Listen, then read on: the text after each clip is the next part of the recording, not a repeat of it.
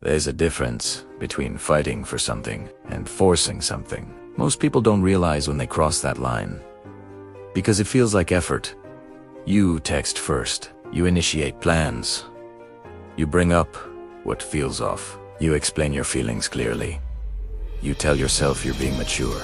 You tell yourself you're showing emotional intelligence. You tell yourself relationships take work.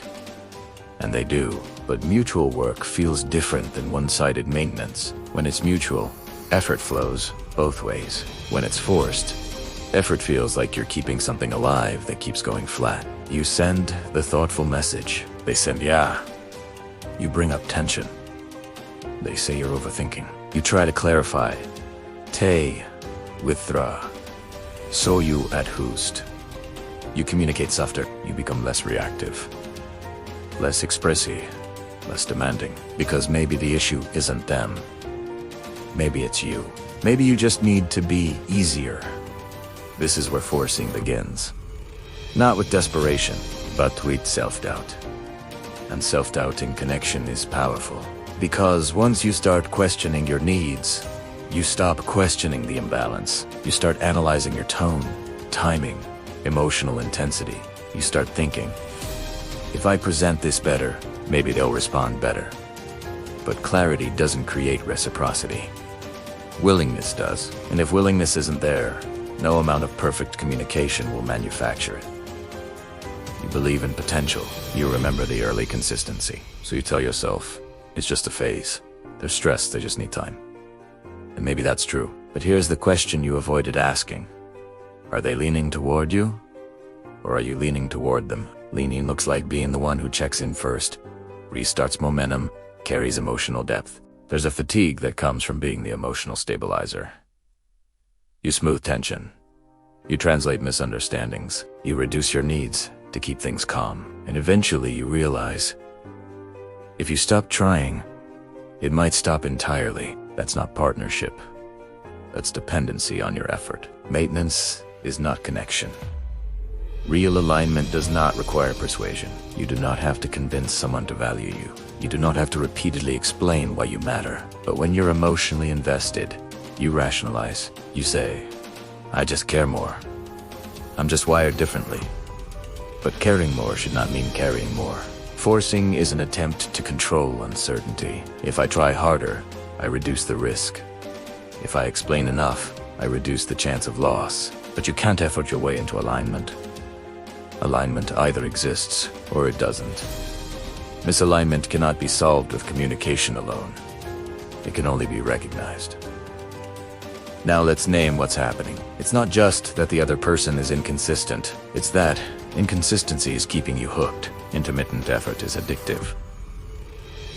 A good week, a warm message, a moment of closeness. Then distance again, and your brain starts chasing the high. Unpredictable rewards create stronger attachment than predictable ones. So you keep investing not only in the person, but in the possibility that the good version will come back. And when it does, it feels like proof. See, it's still there. But the truth is, consistency is the relationship. Not chemistry, not potential. Consistency. You weren't fighting for them. You were fighting for the version of the connection you imagined. You were fighting for potential. Because potential feels almost real. Like something that just needs patience. But potential without action is fantasy. And fantasy keeps you invested in something that isn't investing back while you're waiting for them to rise to the occasion. You're lowering your own standards to keep it alive. You tolerate longer response times. Less enthusiasm, less curiosity, less initiative, because you don't want to be too much. So you become less expressive, less honest, less demanding, less you. And when you reduce yourself to maintain a connection, you teach someone how little is required to keep you. People adjust to what is tolerated. If you accept imbalance long enough, it becomes the norm. If you explain without change, explanation becomes routine. If you stay despite dissatisfaction, your dissatisfaction becomes invisible. And one day, You feel unseen, not because they ignored you, but because you slowly disappeared. Overfunctioning feels responsible. It's often anxiety in disguise. Anxiety that if you stop trying, you'll lose them. But if stopping effort ends the connection, it was already ending.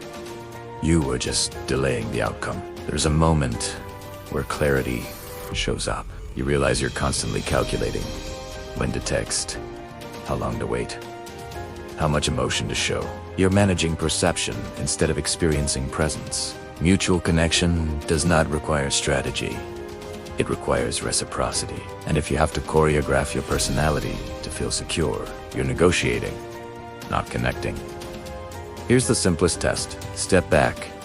Stop overcompensating. Stop initiating everything. Stop fixing every silence. Stop being the emotional engine. And watch. Do they lean toward you?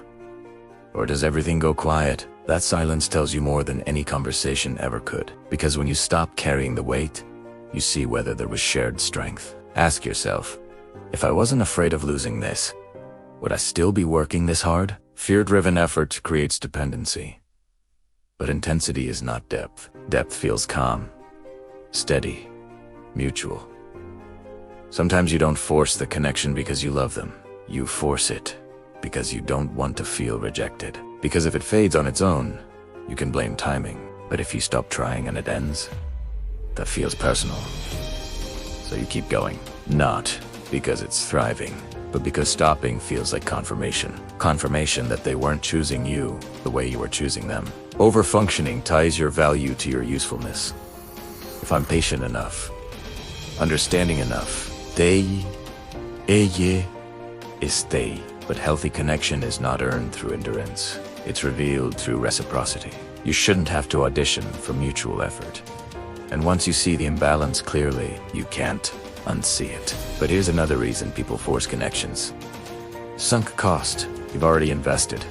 Time, emotion, energy, hope. And letting go feels like admitting you wasted it. So you stay longer to justify the time already spent. But time invested is not evidence of alignment.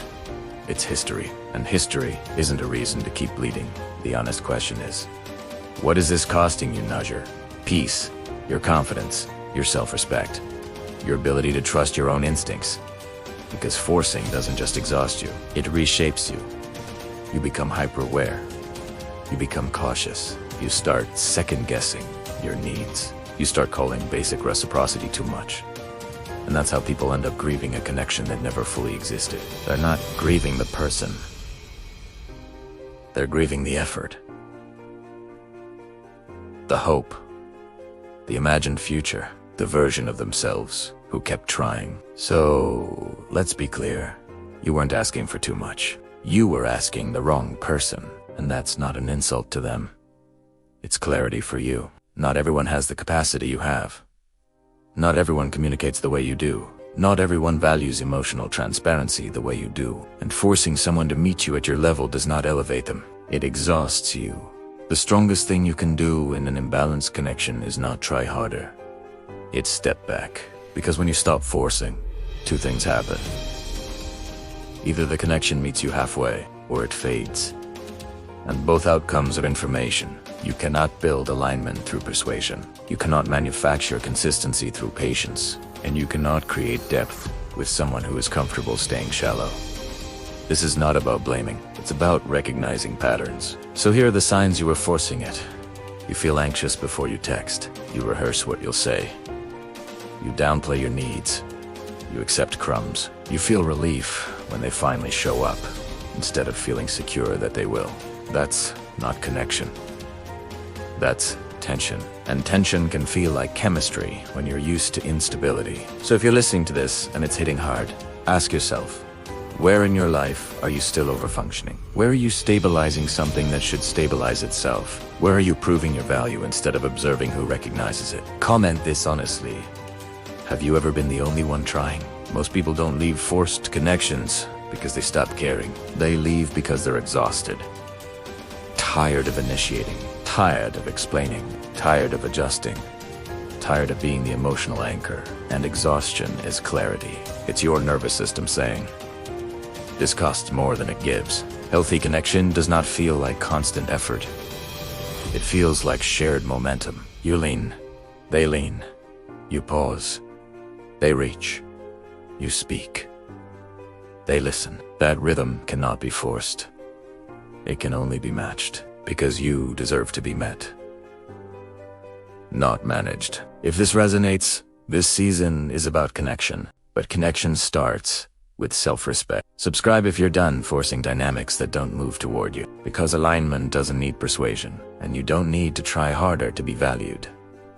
Sometimes the real shift is letting go of what you are holding up alone. Maybe it's time to shift the story.